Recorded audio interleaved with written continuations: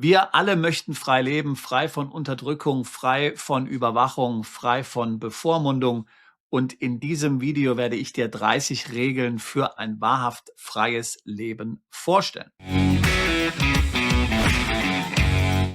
Wir helfen seit 20 Jahren Mandanten dabei, sich zu internationalisieren, auszuwandern, im Ausland steueroptimiert zu leben. Und für eigentlich alle dieser Mandanten gilt ein wichtiger Grundsatz: Freiheit ist für sie das Wichtigste. Freiheit von Unterdrückung, von Bevormundung, von Überwachung, Freiheit von einem Staat, der dich einengt, der dir alles verbietet, der dir vorschreibt, was du mit deinem Geld zu tun hast, der dir vorschreibt, mit wem du Geschäfte machen kannst und wo du dich aufhältst. Das Verrückte ist, dass die wenigsten Menschen in diesen Kategorien denken. Ich würde sagen, dass 95% oder sogar 99% der Bevölkerung das Folgende denken: Wenn ich mich an die Regeln halte, wenn ich mich ans System halte, wenn ich mitspiele, wenn ich das tue, was alle tun, wenn ich mich einreihe, dann wird alles gut werden. Dann werde ich erfolgreich werden, dann werde ich etwas erreichen im Leben, dann werde ich anerkannt werden in der Gesellschaft. Tatsächlich lehrt uns aber die Geschichte etwas komplett anderes. Jener Großteil der Bevölkerung, von dem ich gerade eben gesprochen habe, die dann diejenigen sind, die besonders zu Schaden kommen und besonderes Leid erleben. Sei es durch Kriege, sei es durch Enteignung, sei es dadurch, dass sie zum Militärdienst eingezogen werden, dass sie eingesperrt werden und nicht mehr weg können aus dem Staat, wo sie leben. Und das mussten ja besonders die Deutschen schmerzhaft erfahren, ganz besonders zum Beispiel die Ostdeutschen, aber auch die Deutschen im weitesten Sinne, deren Währung ja mehrfach vernichtet wurde, die 2 Lastenausgleiche erleben mussten. Also jeder, der mitgespielt hat, jeder, der sich hier dem Staat untergeordnet hat, der war eigentlich der Leidtragende. Nur diejenigen, die Optionen hatten, die vielleicht Wohnsitze in verschiedenen Ländern hatten, die Vermögen in verschiedenen Ländern hatten, die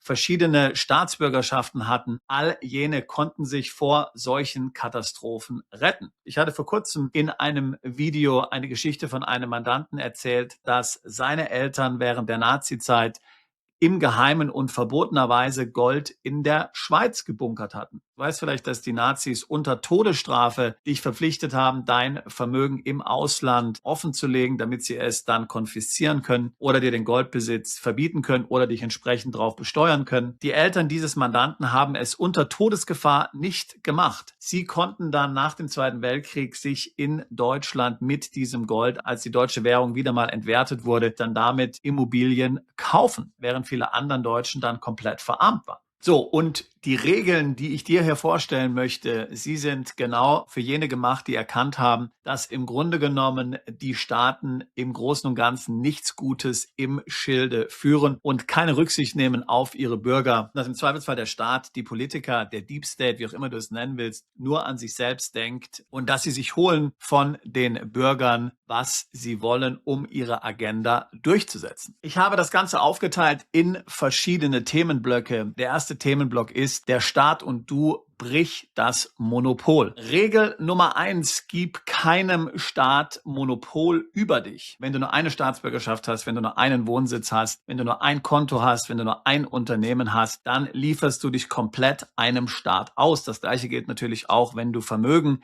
in diesem Staat konzentrierst, wie es ja viele Deutsche tun. Sie haben nur Immobilien in Deutschland, dann bist du diesem Staat komplett ausgeliefert und musst dich nicht wundern. Du gibst diesem Staat ein Monopol über dich und du weißt, wie schlecht Monopole sind und was Monopolisten machen. Du musst dafür sorgen, dass du nicht von der Willkür eines einzelnen Staates abhängig bist. Regel Nummer 2: Deine Herkunft ist nicht dein Schicksal. Ich habe es schon in etlichen Videos gesagt, dass wir alle einer gewissen Gehirnwäsche unterzogen worden, das nicht nur in Deutschland, das geht auch in anderen Ländern, dass wir immer meinen, dass dieses Land besonders gut ist, das Land, wo wir herkommen. Also nur hier kann ich glücklich sein, nur hier kann ich Kinder großziehen. Dieses Land hat die beste Wirtschaft, dieses Land hat das beste Bildungssystem, dieses Land ist überhaupt das Beste. Das bekommen wir eindoktriniert von Kindesbein an und das ist natürlich totaler Quatsch. Insbesondere im Falle von Deutschland stimmt nichts von dem, was ich gerade eben gesagt habe. Aber das ist ein Mindset, was du dir aneignen musst. Es gibt über 200 Länder auf der Welt. Warum soll gerade das Land, in dem du geboren bist,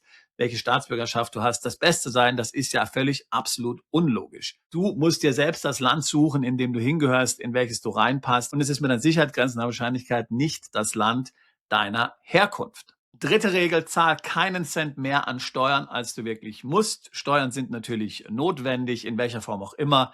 Mehrwertsteuer, Zölle, Einkommensteuer, Unternehmenssteuern. Das ist notwendig, um die Infrastruktur des Staates zu unterhalten, aber zahl auf keinen Fall mehr, als du wirklich musst. Und lebe daher auch nicht in einem Staat, der dir unnötig Steuergelder abnimmt, denn du bekommst ja nichts zurück für diese Steuergelder. Der Staat verschwendet dein kostbares Vermögen, dein kostbares Geld für irgendwelche komplett unsinnigen Aktionen, hinter denen du nicht stehst und die absolut nicht unterstützenswert sind. Regel Nummer 4, lass dich nicht als Kanonenfutter missbrauchen. Es ist absolut nichts Ehrenhaftes für einen Staat, in einem Krieg zu kämpfen, dein Leben zu geben oder dein Leben zu riskieren. Das hat nichts mit Ehre zu tun. Es ist ein sinnloses Unterfangen, eine sinnlose Tätigkeit, ein sinnloser Tod. Natürlich, wenn du gerne Soldat bist und als Berufssoldat arbeitest, dann ist etwas komplett anderes. Dann machst du das ja als Beruf, dann ist das deine Aufgabe, vielleicht deine Berufung. Aber dich von einer Regierung zum Krieg zwingen zu lassen, das ist absolut wahnsinnig. Das solltest du auf keinen Fall tun. Regel Nummer 5, erwarte nichts vom Staat, insbesondere keinen Schutz. Der Staat wird dich nicht schützen. Der Staat ist eine Bedrohung für deine Freiheit. Er wird deine Freiheit nicht beschützen. Und wenn er dich mal vor Verbrechen schützen soll, kommt er meistens schon zu spät. Deine Sicherheit ist deine eigene Verantwortung, deine eigene Aufgabe. Nimm sie ernst. Das kannst du nicht delegieren an den Staat.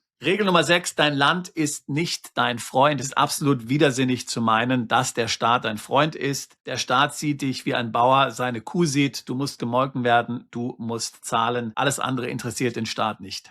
Regel Nummer 7, verwechsle Patriotismus nicht mit Blindheit. Patriotismus ist natürlich etwas Gutes. Ich mag vor allen Dingen den Lokalpatriotismus, den Patriotismus für Baden, woher ich komme, oder den Lokalpatriotismus für Texas. Das sind Sachen, die mir liegen. Liebe die Landschaft, liebe die Menschen, liebe die Kultur, aber verwechsel das nicht mit einem blinden Fanatismus für irgendein Land. So, das waren die ersten 7 Regeln. Kommen wir zum nächsten Block. Dein Geld, Sicherheit durch Distanz. Regel Nummer 8, verteile dein Vermögen über Grenzen hinweg. Nichts ist schlimmer, als alles konzentriert zu haben in einem Land. Ein einziger Staat kann dein Konto auf Knopfdruck sperren und das wird immer schlimmer werden. Streu dein Hab und Gut über verschiedene Länder und Regionen. Regel Nummer 9, besitze Immobilien in mehr als einem Land. Souveräne Menschen haben immer einen Fluchtort und es ist nicht das Land, woher sie kommen. Krieg, Pandemie, staatliche Willkür, was auch immer. Wenn du ernsthaft über einen Plan B nachdenkst, dann brauchst du ein zweites Zuhause, das sofort einsatzbereit ist. Wenn es dann nämlich tatsächlich einmal dringend wird, und wir haben das bei der Pandemie gesehen, und du musst erst dann anfangen, etwas zu suchen, dann wird es ziemlich teuer und stressig und du bekommst wahrscheinlich nicht mehr das, was zunächst deine erste Wahl war. Regel Nummer 10, hab Konten in verschiedenen Ländern und Rechtssystemen. Wir haben ja erst vor kurzem über das Thema Debanking hier gesprochen. Das ist ja schon kanadischen Truckern und Kryptoinvestoren passiert. Es passiert auch immer häufiger. Also schau, dass du nicht von einem Konto abhängst. Ansonsten kannst du ganz schnell abgeschnitten werden von deinem Geld. Regel Nummer 11, vertraue niemals einer einzigen Währung. Wir haben oft schon über Kontoeröffnung im Ausland gesprochen, zum Beispiel in der Schweiz oder in Singapur. Deck dich mit Währungen ein, die relativ sicher sind, aber vertraue grundsätzlich natürlich keiner einzigen Währung komplett. Regel Nummer 12, Bitcoin ist dein bester Freund und das meine ich ernst, aber häng es nicht an die große Glocke, dass du da investiert bist. Mach nicht irgendwelche Social Media Posts, wie viel du hast, wie viel du verdient hast, wie viel du steuerfrei verdient hast. Du machst dich zur Zielscheibe, wenn du das tust, behalte es für dich. Regel Nummer 13, beschaff dir Assets, die du frei verschieben kannst. Wenn wir an Kapitalverkehrskontrollen denken, dann ist es fatal, wenn du nur ein Aktiendepot hast und nur Geld auf der Bank. Schau, dass du Goldmünzen hast, Diamanten oder Bitcoin oder andere Kryptowährungen, die du unabhängig davon bewegen kannst. Regel Nummer 14, halte dein Vermögen beschlagnahmungssicher. Enteignungen treffen in Zukunft nicht mehr nur Gangster, sondern ganz normale Leute, die dem Staat einfach nicht in den Kram passen. Daher ist es wichtig, dass du Strukturen verwendest, wie zum Beispiel Trusts oder Stiftungen oder Kryptowallets, wo niemand drankommt. Regel Nummer 15, hab immer Geld auf der Seite. Wenn es tatsächlich brennt, hast du keine Zeit mehr, eine Wohnung zu verkaufen. Ein Teil deines Vermögens musst du tatsächlich entweder in Barmittel stecken oder aber in Assets stecken, die du physisch oder digital sofort mit über die Grenze nehmen kannst, wie zum Beispiel Goldmünzen oder auch Krypto. Aber wie gesagt, vielfach wirst du hier um Barvermögen nicht herumkommen. So. Der nächste Block an Regeln, hier geht es um deine Fähigkeiten, dein Wissen, das ist dein Arsenal, das sind die Pfeile in deinem Köcher. Regel Nummer 16 ist eigentlich völlig klar, sprich mehr als eine Sprache. Wenn du nur Deutsch kannst, dann lerne sehr dringend Englisch oder Spanisch oder am besten beides oder andere Sprachen, die für dich sinnvoll sind. Regel Nummer 17, lerne ortsunabhängige High-Value-Skills. Wenn du wirklich ortsunabhängig arbeiten willst, Einkommen generieren willst, dann lerne Dinge, die du remote machen kannst, ortsunabhängig, ohne dass du von einem bestimmten Standort abhängig bist. Dinge, die du überall auf der Welt machen kannst, die nicht von einem lokalen Arbeitgeber abhängen. Also Beratung, Coding, Trading, Sales, all das sind natürlich Dinge, die ich meine, da kannst du überall auf der Welt sein und ein neues Leben beginnen. Regel Nummer 18, das hat mit der davorigen Regel zu tun, schaffe dir ein ortsunabhängiges Einkommen. Also nicht nur, dass du die Skills hast, wie in der Regel Nummer 17 beschrieben, sondern setze tatsächlich ein Business auf, eine Freelance-Tätigkeit auf oder eine Beschäftigung auf, wo du ortsunabhängig arbeiten kannst. Du musst in der Lage sein, überall zu leben und nach wie vor noch ein Einkommen zu generieren, vor allen Dingen dann, wenn du noch nicht über genügend Kapitalvermögen verfügst, um davon leben zu können. Dein Cashflow darf nicht stoppen, nur weil du das Land verlässt. Das muss die goldene Regel sein. Also ich denke zum Beispiel an ein Online-Business, Remote Consulting oder natürlich eben dann auch Kapitalvermögen, Dividenden zum Beispiel, Zinsen, Optionen. Das sind natürlich Dinge, die sich hervorragend genau dafür eignen. Regel Nummer 19, achte auf deine Gesundheit, bleib körperlich fit. Es ist leider so, krank sein, vor allen Dingen, wenn du dich in Ländern aufhältst, die nicht zur ersten Welt gehören, das kann unangenehm sein. Daher sage ich dir, ein schwacher Körper kann nicht wirklich frei sein. Achte auf deine Fitness, lebe gesund, missbrauche deinen Körper nicht. 20, ganz wichtig, trainiere Selbstverteidigung. Du musst keinen schwarzen Gürtel haben, aber wenn du dich 6 Monate ernsthaft mit dem Thema Kampfsport beschäftigst, dann kannst du schon mehr als 90% der Bevölkerung und wirst dich, auch wenn es handgreiflich wird, selbst verteidigen können. Der nächste Regelblock, hier geht es um dein Verhalten und das habe ich zusammengefasst als Diskretion und Strategie. Regel Nummer 21, sei kein offenes Buch für Bürokraten. Gib dem Staat nur die Info, die er wirklich von dir verlangt. Gib nicht freiwillig mehr Infos über dich heraus. Alles, was der Staat über dich weiß, wird er irgendwann als Waffe gegen dich verwenden. Das solltest du wissen und dich entsprechend verhalten. Regel Nummer 22, poste deine Reisepläne nicht auf Social Media. Das geht niemandem etwas an. Behalte sie für dich. Regel Nummer 23, rechne immer damit, dass Gesetze sich verschlechtern. Es wird nicht besser werden, es wird schlechter werden. Nichts ist für die Ewigkeit. Das heißt natürlich auch, dass ein Land, was heute frei ist, in Zukunft nicht mehr frei sein kann. Das musst du genau bei deinem Plan B berücksichtigen. Ich sage es immer wieder Mandanten, sie können heute nicht mehr für die Ewigkeit planen.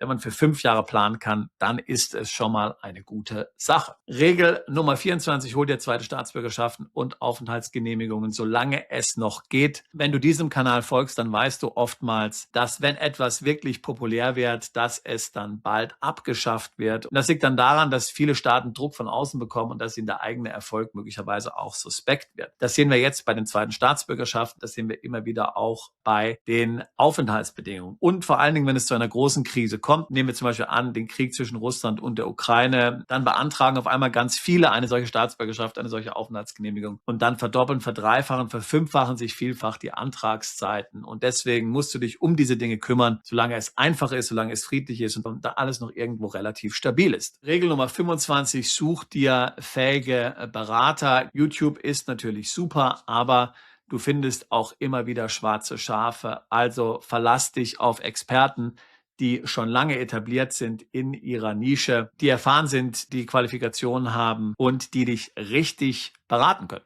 Regel Nummer 26, denke immer 3 Schritte voraus. Denke auch im Big Picture, denke auch an die großen Trends, denke zum Beispiel an Schuldenkrisen, denke zum Beispiel an demografische Entwicklung, denke an autoritäre Trends, denke an Schuldenkrisen, denke nicht immer nur an das, was jetzt unmittelbar vor dir steht, was gerade passiert. Oftmals ist ja das, was gerade passiert, Konsequenz dessen, was der langfristige Trend ist. Regel Nummer 27, und das gilt für alle Kryptoinvestoren, halte dein Geld von Kryptobörsen fern, also deine Coins sollten auf deinen eigenen Wallets liegen, not your keys, not your coins, ganz einfach. Wir haben jetzt vielfach auch gesehen, dass Börsen gehackt werden, dass viele Anleger Geld verloren haben, Banken frieren Konten ein, Börsen werden gehackt. Werde nicht Opfer eines solchen Hackings. Regel Nummer 28, gehe davon aus, dass Staaten immer gieriger werden. Die Regel heißt einfach, dass Staaten so lange wachsen, solange sie Kühe haben, die sie melken können. Und damit meine ich natürlich ihre Bürger. Wenn sie das nicht mehr können, dann endet ihre Existenz. Und genau damit musst du rechnen. Werde nicht zur Kuh, lass dich nicht melken. Regel Nummer 29, baue ein globales Netzwerk von Gleichgesinnten. Das ist ja auch bei uns eine Community. Wir haben dann unseren New Horizons Club, wo auch schon viele Freundschaften tatsächlich entstanden sind, wo sich immer wieder die gleichen Menschen treffen. Hier kannst du dich austauschen. Hier brauchst du keine Maske aufziehen.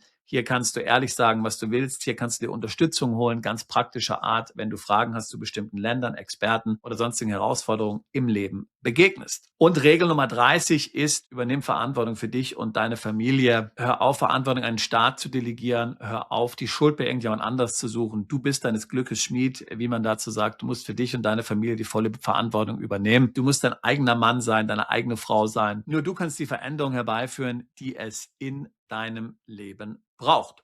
So, das waren sie, meine 30 Regeln für ein freies Leben, für ein wahrhaft freies Leben. Ich würde mich über deine Kommentare freuen. Lass uns gerne wissen, was du dazu denkst. Vielleicht habe ich eine Regel vergessen. Vielleicht sollte ich noch einen anderen Schwerpunkt setzen. Ich bin gespannt, was du denkst. Wenn auch dich diese Themen interessieren, wenn auch du nach diesen Regeln leben willst, natürlich, man kann jetzt nicht sofort nach allen diesen Regeln auf einmal leben, aber wenn du damit beginnen willst, das in dein Leben zu etablieren, dann ist ein guter Anfang, zu unserer Community zu stoßen. Komm am besten zu einem unserer Events, zu einem unserer Reisen, Seminare oder buch natürlich auch gerne ein Beratungsgespräch mit Daniel und mir. Alle Details in der Beschreibung dieses Videos. Wir tun seit 20 Jahren nichts anderes, als Mandanten genau bei solchen Fragen zu unterstützen. Auswanderung, Steueroptimierung im Ausland, zweite Staatsbürgerschaften, Aufenthaltstitel. Die Regeln, die ich dir genannt habe, die Erfahrungen, die dort zugrunde liegen, habe ich gesammelt in einer 20-jährigen Beratungspraxis und ich schaue mir immer an, was eigentlich erfolgreiche Menschen machen und Menschen, die auch glücklich sind. Die zum Beispiel glücklich sind im Ausland, die jetzt nicht notgedrungen das Land verlassen haben, die nicht aus Deutschland ausgewandert sind und dann griesgrämig sind, weil sie nicht mehr zum deutschen Bäcker können jeden Morgen, sondern Leute, die wirklich ein freies und glückliches Leben für sich und ihre Nachfahren aufgebaut haben.